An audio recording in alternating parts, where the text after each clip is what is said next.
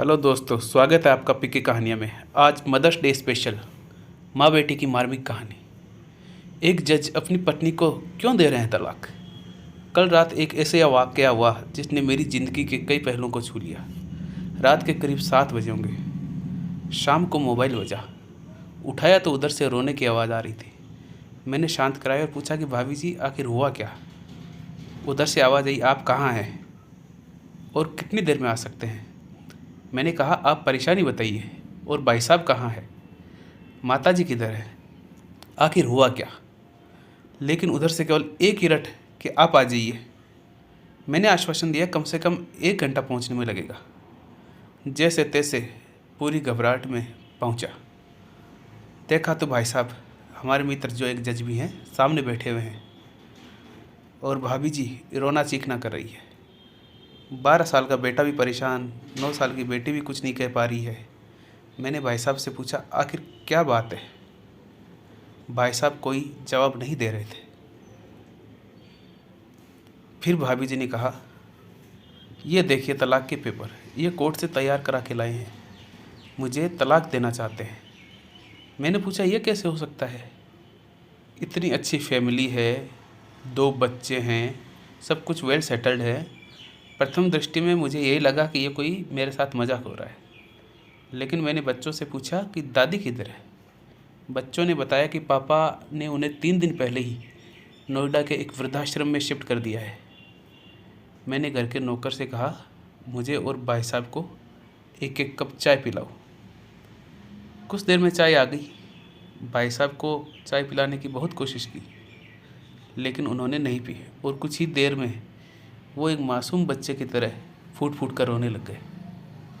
बोले, मैंने 3 दिन से कुछ भी नहीं खाया है। मैं अपनी 61 साल की माँ को कुछ लोगों के हवाले करके आया हूँ। पिछले साल से मेरे घर में उनके लिए इतनी मुसीबतें हो गई कि जो मेरी पत्नी है उसने कसम खा ली कि मैं माँ जी का ध्यान नहीं रख सकती। ना तो ये उनसे बात करती थी और ना ही मेरे बच्चे बात करते थे। रोज़ मेरे कोर्ट से आने के बाद माँ खूब रोती थी। नौकर तक अपनी मनमानी से व्यवहार करते थे। माँ ने 10 दिन पहले बोल दिया कि बेटा, तू मुझे ओल्ड एज होम में शिफ्ट कर दे। मैंने बहुत कोशिश की पूरी फैमिली को समझाने के लिए, लेकिन किसी ने माँ से सीधे मुंह बात नहीं की। जब मैं 2 साल का था तब पापा की मृत्यु हो गई थी। दूसरों के घर में काम करके माँ ने मुझे पढ़ाया, मुझे इस काबिल बनाया कि आज मैं जज हूँ। लोग बताते कि माँ कभी दूसरों के घर में काम करते वक्त मुझे अकेला नहीं छोड़ती थी। उस माँ को ओल्ड एज होम में शिफ्ट करके आया हूँ। पिछले 3 दिनों से मैं अपनी माँ के एक एक दुख को याद करके तड़प रहा हूँ, जो उसने केवल मेरे लिए उठाए। मुझे आज भी याद है, जब मैं 10th की परीक्षा में अपीयर होने वाला था, माँ मेरे साथ रात रात भर बैठी रहती। एक बार माँ को बहुत तेज बुखार हुआ। मैं तभी स्कूल से आया था तो उनका शरीर गर्म था और तप रहा था। मैंने कहा, माँ तुझे फीवर है। तो माँ हंसते हुए बोली, अभी खाना बना रही थी इसलिए गर्म है। लोगों से उधार मांगकर मुझे दिल्ली विश्वविद्यालय से LLB तक पढ़ाया। मुझे ट्यूशन तक नहीं पढ़ाने देती थी कि कहीं मेरा टाइम ख़राब ना हो जाए। कहते कहते भाई साहब फिर से रोने लग गए और बोले, जब ऐसी माँ के हम नहीं हो सके तो हम अपनी बीवी और बच्चों के क्या होंगे। हम जिनके शरीर के टुकड़े हैं, आज हम उनको ऐसे लोगों के हवाले कराए जो उनकी आदत, उनकी बीमारी, उनके बारे में कुछ भी नहीं जानते। जब मैं ऐसी माँ के लिए कुछ नहीं कर सकता तो मैं किसी और के लिए भला क्या कर सकता हूँ। आज़ादी अगर इतनी प्यारी है और माँ इतना बोझ लग रही है तो मैं पूरी आज़ादी देना चाहता हूँ। जब मैं बिना माँ बाप के पल गया, बिना बाप के पल गया, तो ये बच्चे भी पल जाएंगे। इसीलिए मैं तलाक देना चाहता हूँ। सारी प्रॉपर्टीज़ इन लोगों के हवाले करके उसी ओल्ड एज होम में रहूँगा। कम से कम माँ के साथ रह तो सकता हूँ। और अगर इतना सब कुछ करके माँ आश्रम में रहने के लिए मजबूर है तो एक दिन मुझे भी आखिर जाना ही पड़ेगा। माँ के साथ रहते रहते आदत भी हो जाएगी ओल्ड एज होम में रहने की। माँ की तरह तकलीफ़ तो नहीं होगी। जितना बोलते उससे भी ज़्यादा रो रहे थे।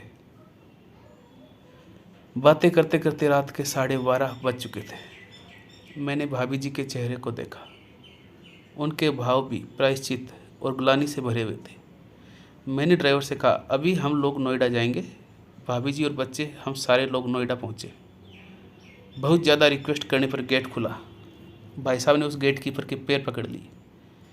बोले, मेरी माँ है, मैं उसको लेने आया हूँ। चौकीदार ने कहा, क्या करते हो साहब? भाई साहब ने कहा, मैं जज हूँ। उस चौकीदार ने कहा, जहाँ सारे सबूत सामने हैं तब तो आप अपनी माँ के साथ न्याय नहीं कर पाए, औरों के साथ क्या न्याय करते होंगे? इतना कहकर हम लोगों को वहीं रोक कर वह अंदर चले गया। अंदर से एक महिला आई जो उस वृद्धाश्रम की वार्डन थी। उसने बड़े कातर शब्दों में कहा, 2 बजे रात को आप माता जी को लेकर जाओगे, कहीं मार दें तो मैं अपने ईश्वर को क्या जवाब दूंगी? मैंने सिस्टर से कहा, आप विश्वास करिए, ये लोग बहुत बड़े पश्चाताप में जी रहे हैं। अंत में किसी तरह उनके कमरे में वो हमें लेकर गई। कमरे में जो दृश्य था उसको कहने की स्थिति में मैं नहीं हूँ। केवल एक फ़ोटो जिसमें पूरी फैमिली है, और वो भी माता जी के बगल में, जैसे किसी बच्चों को सुला रखा है। मुझे देखी तो उनको लगा कि बात ना खुल जाए, लेकिन जब मैंने कहा कि हम आप लोग आपको लेने आए हैं, तो पूरी फैमिली एक दूसरे को पकड़कर रोने लगी। आसपास के कमरों में और भी बुजुर्ग थे। सब लोग जाकर बाहर तक ही आ गए। उनकी भी आंखें नम थी। कुछ समय बाद चलने की तैयारी हुई। पूरे आश्रम के लोग बाहर तक आए। किसी तरह हम लोग आश्रम के लोगों को छोड़ पाए। सब लोग इस आशा से देख रहे थे कि शायद उनको भी कोई लेने आए। रास्ते भर बच्चे और भाभी जी तो शांत रहे, लेकिन भाई साहब और माता जी एक दूसरे की भावनाओं को अपने पुराने रिश्ते पर बिठा रहे थे। घर आते आते करीब 3:45 हो चुके थे। भाभी जी भी अपनी खुशी की चाबी कहाँ है ये समझ गई थी। मैं भी चल दिया, लेकिन रास्ते पर वो सारी बातें और दृश्य घूमते रहे। माँ केवल माँ है, उसको मरने से पहले न मारें। माँ हमारी ताकत है, उससे बेसहारा न होने दें। अगर वह कमज़ोर हो गई तो हमारी संस्कृति की रीढ़ कमज़ोर हो जाएगी। बिना रीढ़ का कैसा समाज होता है, किसी से छुपा हुआ नहीं है। अगर आपके परिचित परिवार में ऐसी कोई समस्या हो तो उसको ये ज़रूर पढ़ाएं, बात को प्रभावी ढंग से समझाएं। कुछ भी करें, लेकिन हमारी जननी को बेसहारा बेघर ना होने दें। अगर माँ की आंखों से आंसू गिर जाएं तो ये कर्ज कई जन्मों तक रहेगा। यकीन मानना, सब होगा तुम्हारे पास, पर सुकून नहीं होगा। सुकून सिर्फ माँ के आंचल में होता है। उम्मीद करता हूँ यह कहानी आपको पसंद आई होगी।